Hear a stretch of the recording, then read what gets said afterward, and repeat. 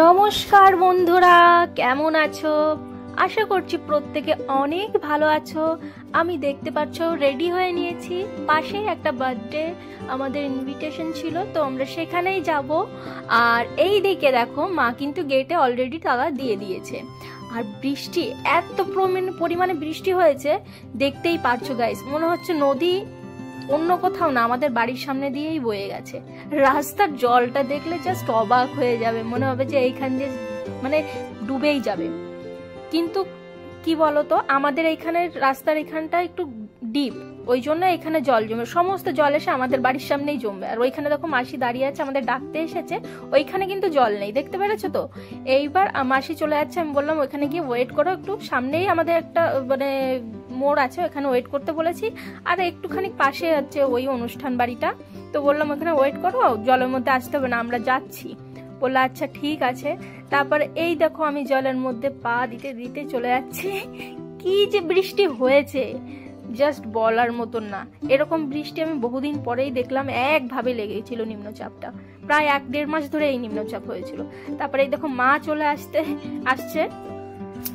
এইবার দেখো সামনে এই যে মোড়টা, এখানে যে মাসি ওয়েট করছিল আমাদের জন্য, এই যে ইনুও যাবে, তো উনি বললো যে আমি পরে যাব, তোমরা চলে যাও। আমি বললাম আচ্ছা ঠিক আছে, তাহলে আমরা যেতে থাকি, তোমরা আসতে থেকো।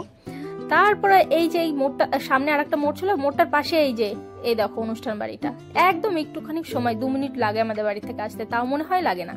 আর এই যে বিছানার পরে পুচকু একটা বাচ্চা শুয়ে আছে, দেখতে পাচ্ছ তো, এই বাচ্চাটারই বার্থডে ছিল। তো তোমরা সবাই ওকে একটু আশীর্বাদ করে দিও। আর এই যে উপর দিয়ে গেছে, মানে উপরে ওদের অনুষ্ঠানটা করেছে, নিচে এই যে গলি দিয়ে নেমে যাচ্ছে, অল্প জায়গার মধ্যে বাড়ি করেছে, তো জাস্ট ওই কারণেই সিঁড়িগুলো এত ছোট ছোট। আর এই যে নিচেই লোকজনেরা, ওদের আত্মীয় স্বজনের নিচের রুমগুলো তো ওয়েট করছিল এই এখানে। আর এখানে সামান্য একটু ডেকোরেশন করেছিল, যে এই রুমটার পাশেই এই বারান্দাটায় জাস্ট এই যে এখানে একটু ডেকোরেশন করেছিল, আর বাইরেটাও সামান্য একটু ডেকোরেশন করেছিল ছবি তোলার জন্য। আর এই যে এখানে বৃষ্টি যা হয়েছে কাদার মধ্যে, আর কি বলবো, নাজেহাল অবস্থা। তার মধ্যে এই যে লস্যি দিচ্ছিল।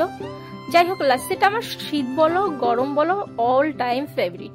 তো আমি লস্যি খাচ্ছিলাম, আর ভাইকে বলছিলাম ভিডিওতে আসবি নাকি। ও প্রচন্ড লাজুক, ওটা হচ্ছে মাসির ছেলে, আমাদের পাশেই বাড়ি, তো অনেক কষ্ট করে ভিডিওতে নিয়েছিলাম। তারপরে এই যে খিদে লেগে গেছিল, আমরা চটপট করে বৃষ্টির মধ্যে চলে এসেছিলাম, যে খাওয়াটা আগে সেরে বাড়ি যাই, নাহলে বৃষ্টি আবার এসে গেলে আবার সমস্যা হয়ে যাবে। তারপরে এই যে আমরা বসে পড়েছি ঝটপট করে টেবিলে।